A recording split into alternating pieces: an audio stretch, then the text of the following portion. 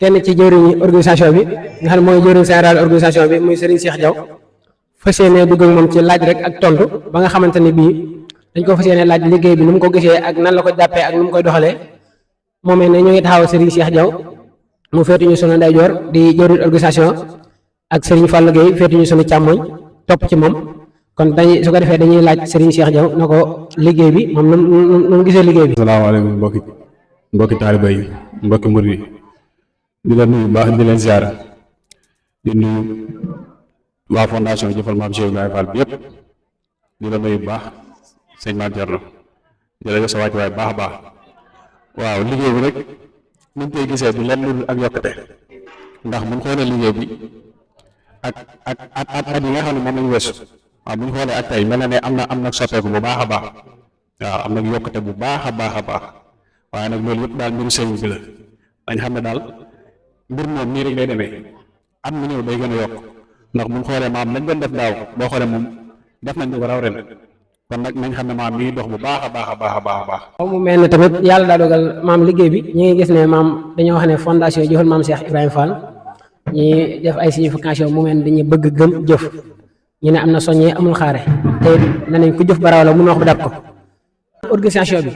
maam nan nga koy dundee. yooyu jaajëfal maam Diona ci laaj bu am solo boobu waaw mu mel ne nag organisation moom maam nekk na loo xam ne maam lu metti la nekkul lu yomb ndax booy xool maanaam ci moo leen wax nii man ngeen ne organisation moo ci gën a metti ndax maa organiser rek dafa jafe ndax maam lii jafe-jafe mooy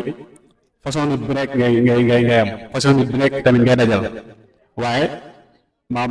lépp lu ñu dajal rek incha allah ñun ak suñu waa message ak ñu ko bokkal danañ ko seere mbir tamit ak lépp lu mu mënee ci liggéey bi doon dangay wax lu ci bokkul la danañ ko seere ba nga xam ne maam danañ ko génne ci liggéey bi te du yàq dara ci liggéey bi waaw en tout cas daal ñu ngi ci organisation bi ñu ngi ci góorgóor ñu ngi nam na bi baax a baax ànd ko mbokk taalibe yi nga xam ne ñoom lañ koy bokkal di leen sant bu baax ci liggéey bi dafa dëgg yàlla ñu ci def seen képp di laay kàttan waaw kon daal maanaam organisation moom nekk na loo xam ne yombul waaye nag ñu ci góorgóor bu baax a baax a baax a baax waaw jafe na nag jafewut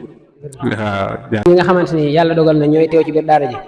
ndax mu mel ne gis nañ fi yeneen i kuréel te dañu gis seen programme yeneen i kuréel dafi teew organisation boobu tamit mu mel ne maam organisation foofu boobu day mel ne ci lay gën a métti ci lay gën a jaxasoo naka ngeen koy dundee ak ñi nga xamante ni ñooy yeneen kuréel yi nekk ci biir koñ bi nga xam ne amaana maam xamu ngeen dëgg-dëgg ñoom na la ñuy doxee ak yéen ni ngeen di doxee rek ngeen xam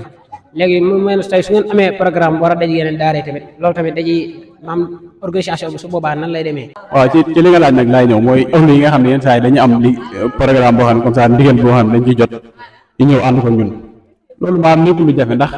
li laa nekkul lu jafe mooy dañoo bokk ak bëgg rek te maam ñu bokk ak bëgg rek mën nañu ànd daanaka ndax maanaam sëriñ bu santaane ne maam dañoo bëgg nangam ñun waa ahlu xidma comme waa ahlu xidma ñëw waa daayira Sahadatul Abrar ñëw ñu ànd ko kon loolu yaakaar naa maam du nekk jafe-jafe maam liggéey tamit bari na kenn ku si nekk nga xool maam fa nga xam ne maam mën na faa féete nga féetaloo ko fa mu di fa xidma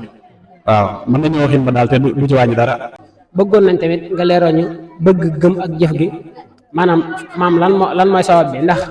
bëri na ñoo xam ne dañuy dégg baatu bëgg gëm jëf waaye dañoo jàpp ne maanaam luy neexal la wala tamit luy rafetal la. baat bi nga wax nag maam bëgg gëm jëf waaw loolu moom daanaka maam jëru tontu bi di gudd ndax ku nekk xam na ne ku bëgg doo gëm te ku gëmul nit doo jëf waaw kon daal baat bi mën ne loolu rek lay signifie maam mbir moo mënti nekk moom balaa nga koy jëf moom da nga ko bëgg waaw balaa nga ko jëf da nga koo bëgg